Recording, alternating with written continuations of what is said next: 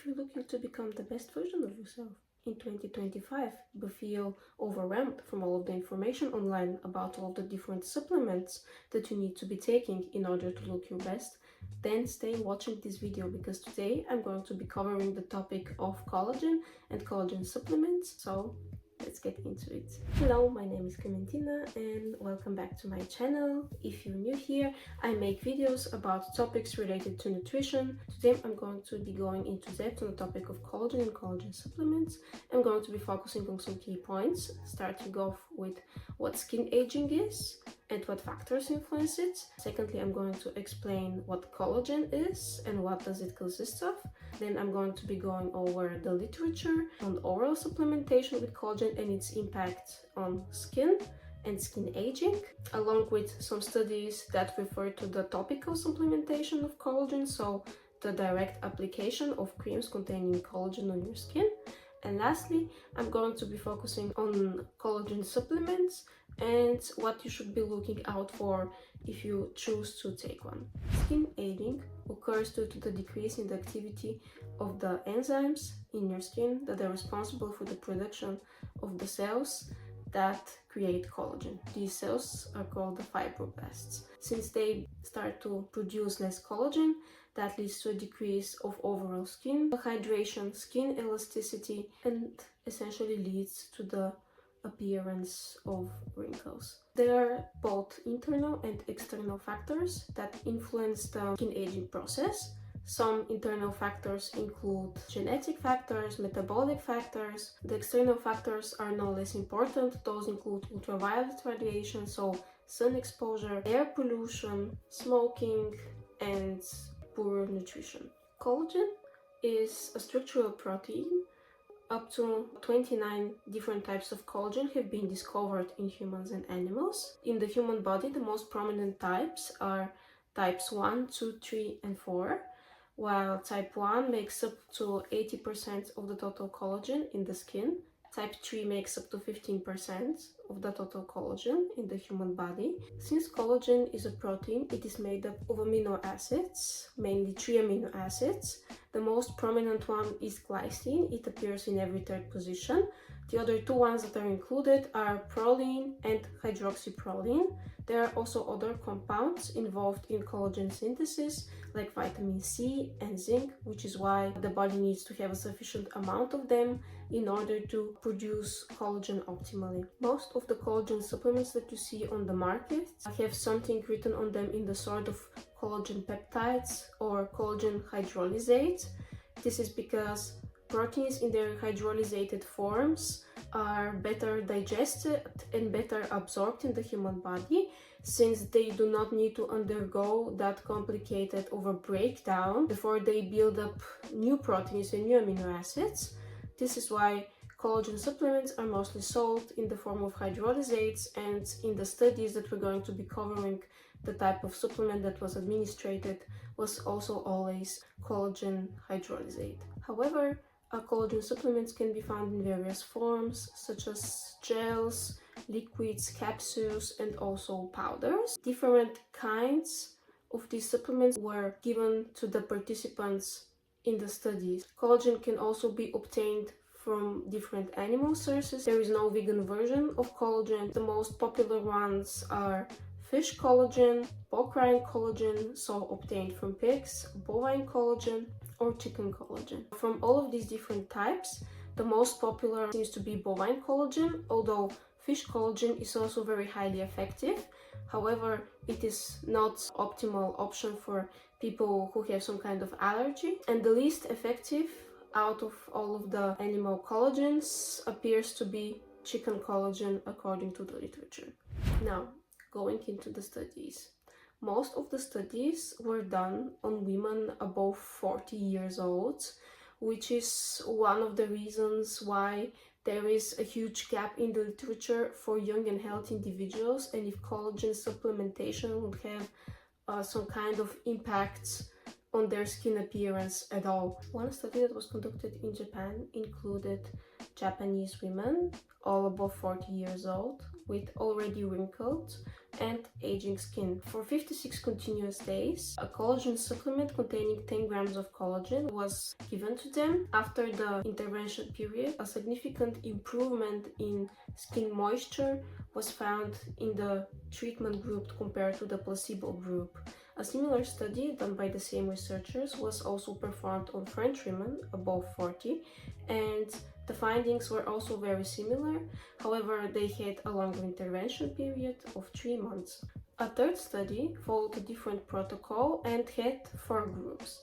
The first group consisted of women who were taking a supplement that contained 2.5 grams of collagen, so this is about 4 times less than the one that I mentioned before. Second group were taking 5 grams of collagen, and the other 2 groups were taking 2.5 and 5 grams of placebo respectively for 60 days. And this study also found some improvements in skin elasticity in both groups that were taking collagen, both the group with 2.5 and the group with 5 grams of collagen. A very noteworthy finding was that the women who were in the higher age groups actually noticed some improvements earlier. Earlier would be 1 month after the starting of the intervention, and the entire intervention lasted 2 months. Another study that was conducted with 64 Korean women above 40 years old involved the consumption of 1 gram of collagen over 3 months, and different parameters were analyzed, such as skin moisture, skin elasticity, and also 3 parameters for the wrinkles. And the study found that after the 3 months there were improvements in all categories, but not in all categories that were relating to skin wrinkles, so 1 out of the 3 categories. You need to keep in mind that the dose that was administered was a lot lower than the other 2 dosages that I mentioned in this video. You might be noticing that there are a lot of studies done on Asian women. This is one of the gaps in the literature, and also this is one of the things that the authors of the review that I went over mentioned. And there are not enough studies that have been performed on Caucasian women or on mixed races or other races in general. Another limitation is the fact that the studies were done mostly on women above 40 years old, so there is not sufficient data that would suggest that these collagen supplements would have the same effect on healthy young individuals without a significant decrease in collagen production. All of the studies investigate different dosages, and another thing that the authors mentioned is that the impact of the time of administration was not also investigated. Each study was performed with different durations. Some of them were for 3 months, some of them for 60 days. There is not a uniform study design, so that the results from these studies would be highly comparable. And now on the topic of topical collagen, so creams containing collagen that you administer directly onto your skin. Topical collagen cannot be as well absorbed into the dermis, so it does not reach the deepest layers of your skin because of its high molecular weight. This is its main limitation, and the reason why most of the studies prefer to investigate oral supplementation of collagen. However, the studies that investigated the topical application of collagen found that it still had some positive impacts on skin elasticity and skin moisture. Another very important thing is if the long-term supplementation of collagen would have any adverse effects. So the studies did not find any kind of side effects of the long-term supplementation of collagen, both oral and topical supplementation. I also came across some studies that were investigating the impacts of collagen supplementation on joint pain and muscle recovery. So they were quite positive. There are these degradation biomarkers. They are called C-terminal cross-linked telepeptides of type 2 collagen, or CTX2, and they are elevated when there is a higher level of degradation of the muscle fibers. So through strenuous exercise, high impact activities. They are also high in postmenopausal women, and also in people who are overweight or obese. And one study that subjected the participants to supplementation of 0.5 grams of collagen per day found a significant improvement in these markers. So the levels of these CTX2 biomarkers were significantly lower than those of the control group. Clinical studies, according to this review, have also been found to be generally conclusive on the fact that the supplementation also leads to pain reduction if some kind of joint problems are present, and also an improvement in muscle recovery and joint stability. Now I'm going to be talking about some other compounds that could be included in a collagen supplements, and if it would make sense for you to be looking out for them when choosing a supplement. One of them is hyaluronic acid.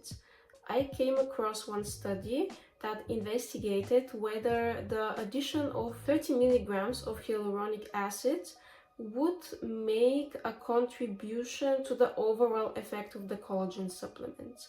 And there were two groups. The first group received a supplement which contains collagen, vitamin C, and then these 30 grams of hyaluronic acid. And the second group did not receive the same supplement without the hyaluronic acid. The researchers found no difference between the results obtained with both groups. However, results from both groups were positive with the overall improvement in skin moisture, skin elasticity, and also the appearance of the wrinkles. Other compounds that could be included in a collagen supplement, as already mentioned, is vitamin C. Vitamin C is essential for the synthesis of collagen, although it is included in so many other supplements, such as your daily vitamin, that I do not see why you should consume excessive amounts of vitamin C also with your collagen supplements.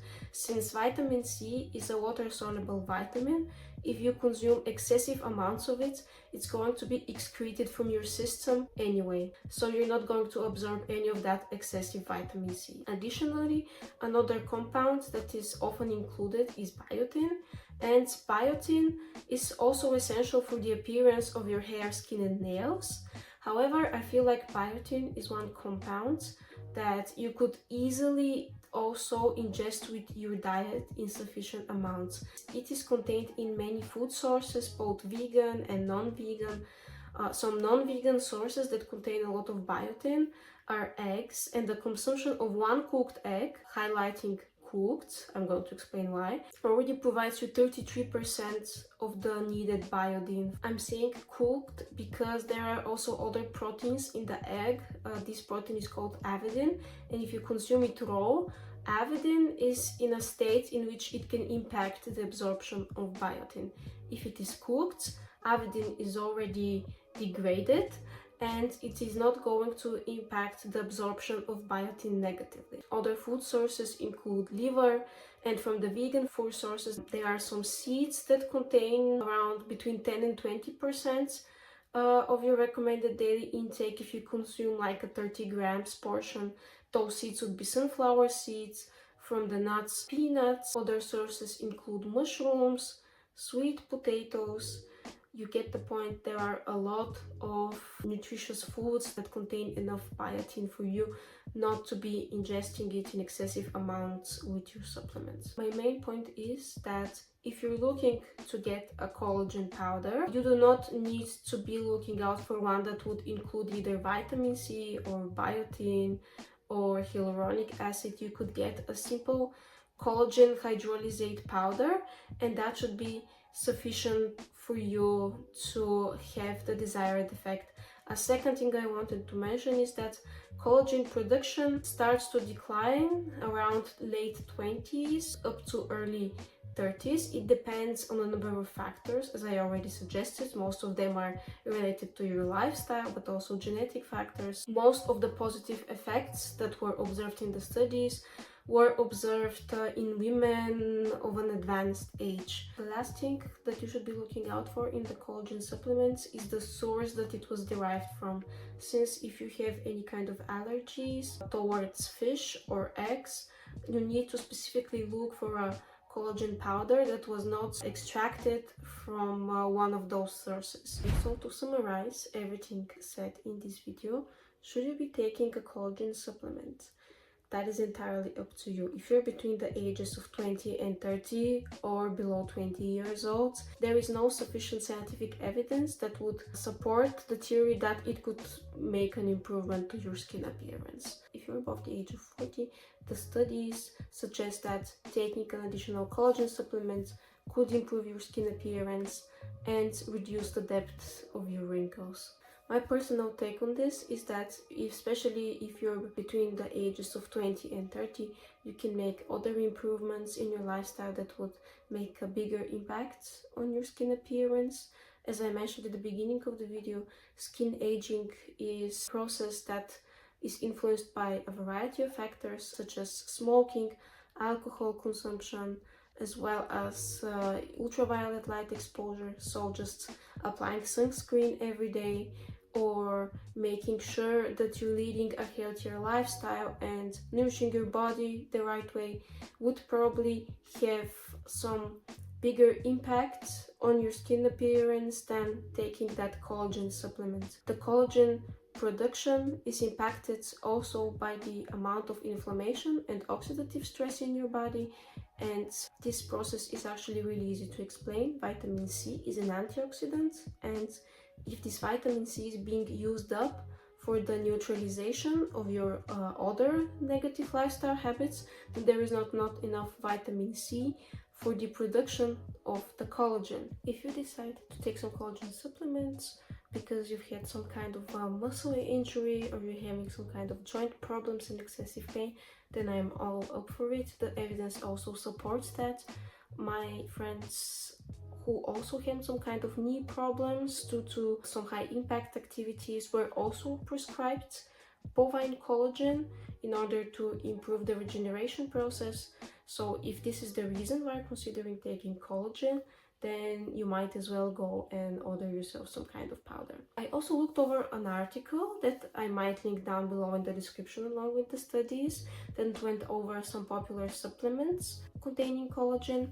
And one thing that really made an impression on me is that some of them were tested by external agencies for the content of some toxic metals, and generally their parameters were analyzed and it was proven whether they contain the amount of collagen that was written on the package. So if you're looking to order a supplement and it is additionally verified by an agency like this, then that would be even better. Thank you so much for being here with me today.